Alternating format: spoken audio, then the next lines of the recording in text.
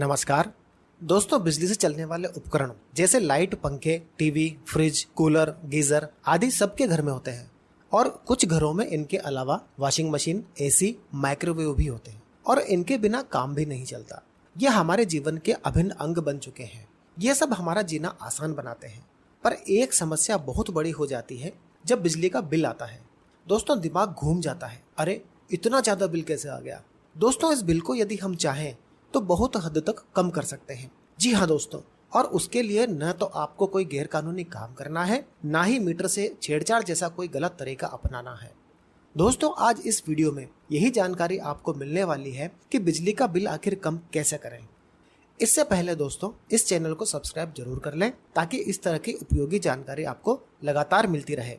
Video अच्छा लगे तो लाइक का बटन दबा दें और इस जानकारी को अपने लोगों से शेयर भी जरूर करें। तो अब बात करते हैं बिजली के बिल की। दोस्तों, आप इस वीडियो को पूरा ध्यान से सुनें। यहाँ जो जानकारी आपको दी जा रही है, यदि आप उसे फॉलो करते हैं तो यकीन मानिए आपका बिजली का बिल काफी हद तक कम हो सकता है।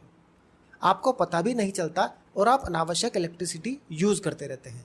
कम इलेक्ट्रिसिटी यूज करके भी आपको उतनी ही सुविधा मिल सकती है। थोड़े से बदलाव और सावधानी से यदि आप लाइट का कंजप्शन कम कर दें तो इससे बिजली का बिल निश्चित रूप से कम हो सकता है। आइए जानें कि यह कैसे कर सकते हैं। दोस्तों, सबसे पहले बात आती है बल्ब, ट्यूबलाइट, पंखे और मोबाइल चार्जर या अन्य चार्जर की।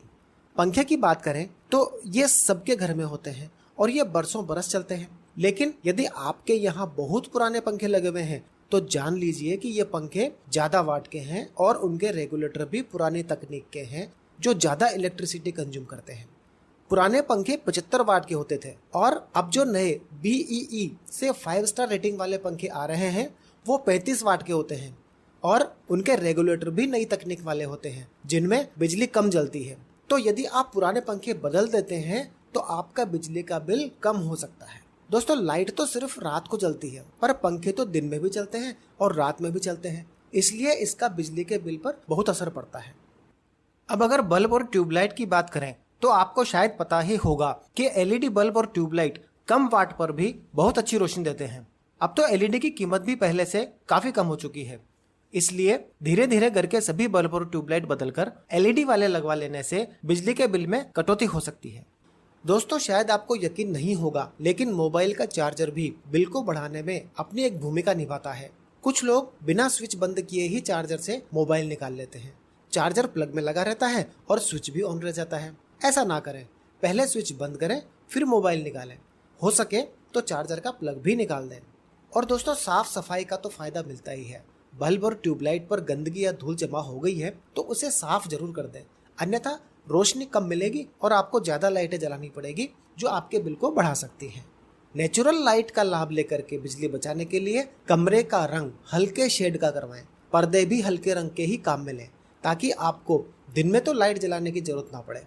अच्छा दोस्तों, क्या आप इलेक्ट्रिकल केटल यानी पानी गर्म करने के केटले का उपयोग करते हैं तो उसकी सफाई जरूर किया करें, क्योंकि उसमें टाइम के साथ सॉल्ट जमा हो जाता है और फिर उसका इलेक्ट्रिसिटी का कंजप्शन बढ़ जाता है।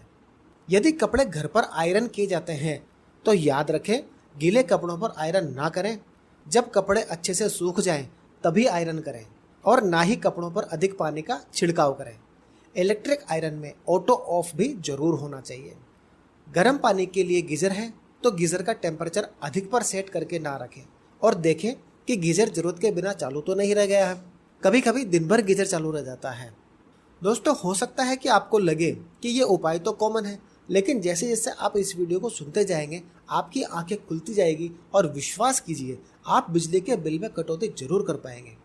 दोस्तों, आजकल कंप्यूटर, लैपटॉप, टीवी या म्यूजिक सिस्टम सबके घर में होते हैं। याद रखें, जब ये काम नहीं आ रहे हैं तो पावर का स्विच बंद कर दें, अन्यथा बिजली की खपत जारी रहेगी। एनर्जी सेविंग मोड की जानकारी लेकर के उसका उपयोग जरूर करें, इससे बहुत बिजली बचती है। कुछ लोग स्क्रीन सेवर को बिजली बचाने का साधन समझ लेते हैं, लेकिन ये सिर्फ स्क्रीन को बचाते हैं, बिजली को नहीं। कंप्यूटर अगर काम में नहीं आ रहा है तो उसे शट डाउन करके ही रखें। उसे स्टार्ट और शट डाउन करने में कोई एक्स्ट्रा बिजली नहीं लगती, नहीं ही इससे पार्ट्स पर कोई बुरा प्रभाव पड़ता है। अब बात आती है रसोई घर के उपकरणों की। तो दोस्तों, रसोई में OTG की जगह माइक्रोवेव काम में लेना चाहिए OTG में माइक्रोवेव की अपेक्षा अधिक बिजली लगती है। संभव हो तो इलेक्ट्रिक ओवन को बार बार नहीं खोलें। एक बार ओवन को खोलने से टेम्परेचर 25 डिग्री तक कम हो जाता है, जिसे गर्म करने में एक्स्ट्रा बिजली लगती है। यदि इंडक्शन तवा काम में ले रहे हैं तो चपटे तले वाले बर्तन ही काम में लें, ताकि बिजली वेस्ट न हो। इसके अलावा दोस्तों फ्रिज लगातार चलता रहता है, इसका ध्यान रखना बहुत जरूरी है। फ्रिज के दरवाजे की रबर पैकिंग चेक करते रहें। यदि कट फट गई हो या खराब हो गई हो तो उसे तुरंत बदलवा लें। रबर पैकिंग और दरवाजे के बीच कुछ फंसा हुआ ना हो, इसे जरूर चेक करते रहें। अन्यथा फ्रिज जो रुक रुक करके चलता है वो लगातार चलता रहेगा और बिजली का बिल बढ़ाता रहेगा। फ्रिज में कोई भी सामान बिना ढके ना रखें, खासकर दूध जैसे तरल पदार्थ। फ्रिज तरल पदार्थ से पानी सोख लेता है, इससे फ्रिज के कंप्रेसर का काम बढ़ जाता है और साथ ही बिजली का बिल भी। फ्रिज का दरवाजा अनावश्यक बहुत देर तक खोलकर ना रखें। अधिक गर्म चीजें फ्रिज में ना रखें, रूम टेम्परेचर पर आने के बाद ही रखें। अगर किचन में धूप आती है तो वो सीधे फ्रिज पर ना गिरे, फ्रिज को ऐसी जगह पर रखें। फ्रिज को ओवन या गैस चूल्हे के बहुत अधिक नजदीक नहीं रखना चाहिए। फ्रिज में बर्फ सिर्फ बर्फ जमने वाले हिस्से में ही जमनी चाहिए और कहीं नहीं। अगर निचले हिस्से में बर्फ जमी हो तो उसे डिफ्रॉस्ट करके हटा दें, वरना फ्रिज पावर ज्यादा खाता है। फ्रिज को दीवार से एकदम सटा करके ना रखें, हवा लगने के लिए थोड़ी सी जगह छोड़ देनी चाहिए। अब बात करें एसी की, तो यह सबसे ज्यादा बिल बढ़ाता है। इसके लिए भी टिप्स हैं। एसी को बहुत कम तापमान पर न चलाएं, इसे 25 डिग्री पर रखें। हो सकता है कि थोड़ा समय लगे, लेकिन यह हमारे लिए सबसे अच्छा टेम्परेचर होता है और इससे बिजली का बिल भी अपनी सीमा में ही रहता है। बिल में अनावश्यक बढ़ोतरी नहीं होती है। कुछ लोग एसी को 15-16 डिग्री पर चलाकर छोड़ देते हैं, फिर सर्दी लगने पर चद्दर ओढ़ लेते हैं, जो कि किसी भी तरह से उचित नहीं है।